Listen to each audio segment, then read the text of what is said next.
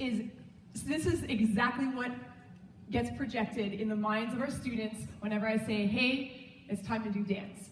There are students, and it's the same thing that happened to me. I have a confession to make. I am not a dance teacher. I actually grew up in a community very similar to Naomi's. Everyone's gonna think that there's no one who lives anywhere in Canada, but a really small town where there are no dance classes. So I'm not here as the dance person because I was on So You Think You Can Dance. I was terrified of teaching dance. But what I did is that I took a playful approach to it, and that's what I'm here to share with you today. How can you use the lessons that I learned by dancing or playing with dance and apply that to your PE pedagogy? So this image here, the students were like, oh my gosh, I cannot wait, we're going to do dance. They're like, I watch those YouTube videos and those YouTube clips, and I see the royal family dance crew doing all kinds of epic dance performances. They have 90 million hits on their one video, 90 million. And they're like, I can't wait for you to teach me how to do that. The other portion of our students who were like, oh, dance? I watch those YouTube clip videos and I watch the royal family, and there is no way that I'm going to be able to do what they do. So I'm not going to be successful, and I don't like dance. So these are the mindsets that our students are bringing to dance, and I needed to address it. I needed to tackle it. So I played with dance. But the thing about dance is that, the thing about dance, about play, is that it's not something that you can write about. It's not something that you can draw. You can't even explain it to someone. The best way to learn about play is to experience it. So that's exactly what we're going to do. All right, everyone, here is your learning target for this first activity. We are going to be targeting Standard 1 in our PE curriculum, and by the end of this activity, you are going to be able to hop on one leg, jump on 2 feet, and clap in different places around your body. Everyone, please stand. This is an interactive little playful dance demonstration, and please don't think that it's okay to just sit in your seat. There's so much room at the front here and at the sides. I promise you by the end of this session, everyone will be talking about how we finished this session, so you want to stick around. So use the space in the front, All right. In this little dance demonstration, there are only 3 rules that I want you to follow, and use these rules outside of dance. This is not for dance. This is how I cracked my students, how I got them, okay? The first rule is that you have to be positive. So if at any point right now, you're like, dance, why? I thought this was a phys ed talk. I thought we were just gonna sit here and they were just gonna talk to us. Like, no. And you're like, I'm not even a good dancer. I don't teach dance. This doesn't even relate to me. I just want you to notice if even when we're doing the activities, you're like, I can't do it. This is too hard. I want you to notice that pops into your mind, and then just switch it to, you know what? Level 1, say, instead of I can't, I'll try. So you're doing the dance moves and saying, you know what, I'll try. Level 2, while you're doing the dance moves, you're saying to yourself, you know what? I can do this. Or even better, level 3, while you're doing the dance moves, you're saying to yourself, I am awesome. I don't know at what point in our life all of us adults have developed this negative autopilot self-talk, right? As soon as we try something, if we're not instantly good at it, we're like, well, I'm not good at this. I want you to notice that pops into your mind right now and just switch it to I'll try, I can, or I'm awesome. The second rule in this little demonstration is that you're not allowed to have fun. What? I can't say, hey, Shelly, I'll be right back. I just got to go get my fun. And be like, oh, here's my fun. I'm ready to go. You can't have fun in life, everyone. You can't have fun. So in this demonstration, I don't want you to have fun. I want you to be fun. I want you right now to practice being the most fun version of yourself. How many of you, at some point in the last 3 months, 6 months, 1 year, have thought, man, everyone is so serious. Life is so serious.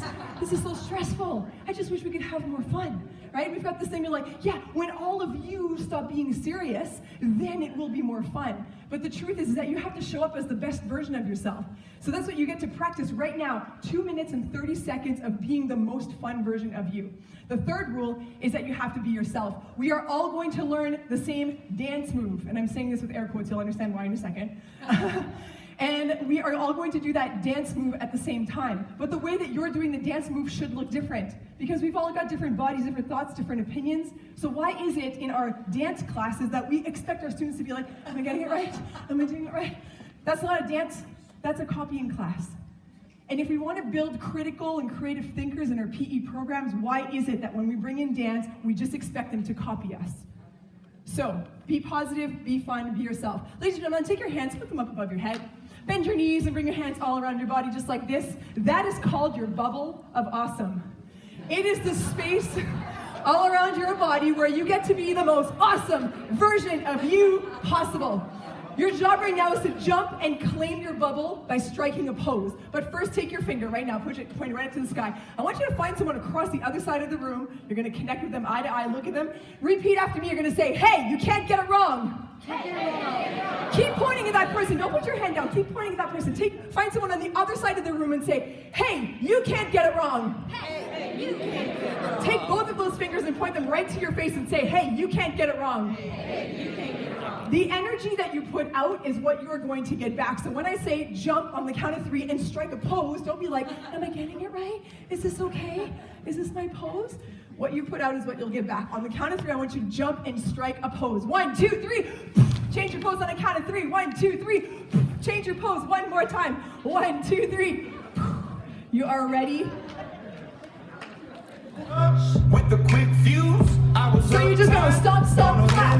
Stop, stop, clap. Now walk somewhere where you stop. Walk, walk, clap. Walk, walk, clap. Walk, walk, clap. Now every time you clap, can you clap somewhere different around your body?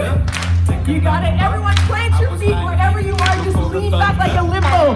Lean back. Now smash 4 times. Smash, smash. Lean back, lean back. Now smash 4 times. Everyone jump on 2 feet. Jump. Jump again. Hop 3 times. Hop, hop, hop. Other leg. Jump, jump. Jump, hop 3 times. 1, 2, 3. Stop, stop, clap. Stop, stop, clap. Stop, stop, clap. Now don't just follow the person in front of you. When you move around the space, I want you to stretch your hands somewhere different around your body. Stop, stop, clap. Stop, stop, clap. dreaming about being a big star. Reach your hands somewhere different. You got it. If your neighbor goes high, you go low. Whoa. Now I'm smiling from the stage while Everyone freeze. Limbo, reach back. Limbo. Smash 4 times. Smash, smash. Other side. Lean back. Smash. Jump on 2 feet. 2 feet. Jump. Jump. feel the thunder. Hop 3. 1, 2, 3. Jump with 2 feet. Thunder, feel the thunder. Hop 3 times. Lightning and the thunder. Now kick one leg and I want you to hop on it slow and then go fast, fast, fast, fast, fast. Other leg. Hop, hop, hop. Now go fast, fast. Can you draw a lightning bolt on the floor while you do this from side to side? Lightning bolt. There you go. Hop from side to side. Hop, hop. SHAPE Nashville. Jump and give me one big smash. Freeze. Feel the thunder. Wait for it. Lightning. Thunder jumps, big jumps. Feel the thunder. 3 hops. Lightning and the Jump 2 feet. thunder. Feel the thunder. 3 hops. Lightning and the Jump 2 feet.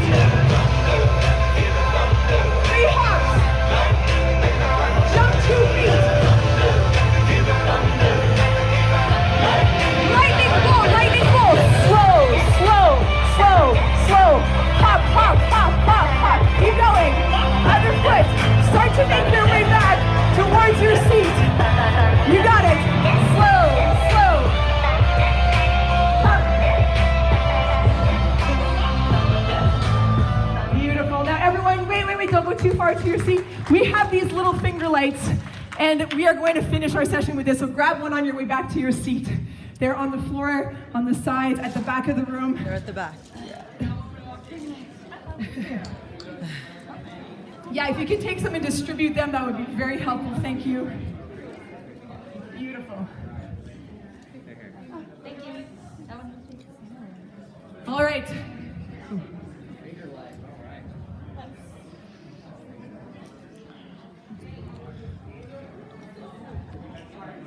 If you like that tutorial video while you're sitting down, there's little business cards at the back. On the back is a free link. You just go to that link and you get a free tutorial video of me teaching that, plus these choreo notes. Don't stress out if you're not going to capture it.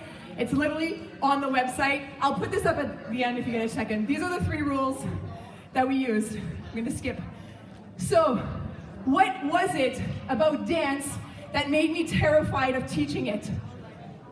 It was the fact that it was completely different than everything else in my PE philosophy, my personal PE philosophy. When I taught students, I wanted them to be active learners. I wanted them to be engaged. I wanted them to be critical thinkers. But when it came to dance, I had to put my students in lines. I had to stand in front of them as a teacher. I had to remember a whole bunch of complicated moves. It was stressful for me to remember all those movements, and it was stressful for me to feel like I had to be this like epic dancer at the front that had this perfect technique. And so when I looked at, why am I even teaching dance in my PE curriculum? I looked at what mattered most. And that is the structure of what we do. And I'm so happy Terry presented before me, because what our purpose is in our PE curriculum, there's not one place that says by the end of grade 5 or 8 or 12, students will be able to pass the Royal Academy of Dance in Technique for choreography in ballet and jazz and tap. But for some reason, that's what we think it's supposed to be. It's not. Our job is to develop physically literate learners. Students who have the competence, the confidence, and the motivation to be active for life. Students who value physical activity as part of their everyday life. So I looked at the structure. What was I supposed to teach them? I'm supposed to teach them to connect to the rhythm. I'm supposed to teach them about learning choreography sequences. And I'm supposed to teach them how to execute a fundamental movement skill. But what if when I connected them to the rhythm, they could add their own style? Like, what if, because that's one way we could do it.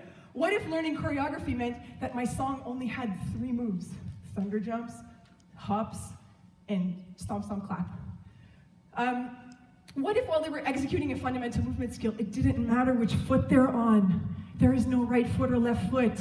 What if it didn't matter what direction they're facing? Because it doesn't actually matter when they're skipping through space, when they're hopping. If they're developing that fundamental movement skill, which is the purpose of our curriculum, of our standards, of our grade level outcomes, it does not say students must replicate the teacher exactly as demonstrated.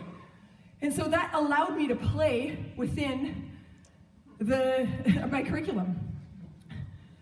So when I played with dance this way, I saw a massive peak in student engagement, in fun and happiness. They were motivated. They were just like, if that was dance.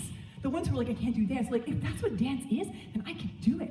Let's do it. Who doesn't want a group of students like running into the gym or at the end of their class being like, can we do more of this? Please, can we do more? Right? That's the kind of student that I would love to inspire and be working with. We were building better social connections, and it was more fun and fulfilling for me as a teacher to do this. So, I'm asking you to play between the lines. You had your state standards, your behaviors, your grade level outcomes, and I want you to play with it. So if you're looking at sports, throwing skills, teamwork, offensive strategies, can you achieve all of these with chickens? The answer is yes. And the thing is, I'm not the only person here asking you to play. I'm inspired so much by the connections that I made on Twitter. I was doing this by myself, and I'm like, am I wild? Like, is anyone else doing this? And then I found out that there's a health teacher who raps. I found out that there's teachers who are in the gym throwing balls at bugs on a wall, right? There's people who are creating games. There's people who are having all kinds of interesting modified relay races to develop certain skills. There's teachers who are dressing in an all-white spandex outfit, creating assessment videos that their students know what the skill is and that they're motivated to try that skill. This stuff is epic. Now, hold on a second. I'm standing here, and I'm telling you to get playful. Have you guys ever encountered this guy? This represents your principal or the grade 3 teachers walking by your gym, and they're like, rubber chickens? What are they doing in there, right? That guy is rapping. He's rapping to his kids. There's no learning happening there, right? They're just like, what is this? This is just fun. This is just PE, it's just fun. It's just they go to the gym, you put out basketball, how hard can it be, right? Right? No. At a time when physical education is facing a crisis, we are undervalued as a subject in education. Our funding is at a threat of being cut through ESSA. This is at a time when students are becoming more obese, when we're facing more significant rates of depression, when students are literally walking into schools and killing each other. Our subject is more important now than ever in our education system. And we have to show up and know what our purpose is and what our why is, but we have to do that professionally. I'm asking you to be professionally playful. What Terry said, we have to be able to communicate what it is that we're doing. Yeah, we're using rubber chickens because we want student success, but we're also developing physical literacy. We're developing competence in these ways. And we know we don't have to ever touch a basketball and have a student graduate grade 8. Because it's not about the basketball, it's about the experience, about the skills, those transferable skills that we're learning. And that's why through dance, this morning, you learned how to hop and jump, and the dance was a way to develop fundamental movement skills. That's how I played with dance. We like hashtags. We're Twitter people. Hashtag professionally playful. Use it. Tag it out. Our goal, our target as a profession is healthier, happier humans, and we achieve that by developing physical literacy, and we have to remember that. She's up. So this final experience, I need to tell you this because I do this with students. Your job is to move safely through the space. Your job is to be aware of others, and your job is to be aware of the objects that are around you. Thank you, Cheryl, for being there. Ladies and gentlemen, grab your finger lights. You don't have to put them around your finger. You can just hold them. So if you figured out the little elastic, it actually goes on your finger like this. Right, on top or Like this. Like that, yeah. The things on Yes. it. Take one, take two. If you're sitting down, please stand. Please make sure that you are aware of your surroundings because we are about to kill the lights. If you're a videographer kind of person and you'd rather take videos of this, please take it and tweet it out because this is going to be epic. Today, more than ever, as physical education teachers, when we are facing the darkest times, must step even more powerfully into our role as health and wellness leaders and let our light shine bright. Hit it, Cheryl.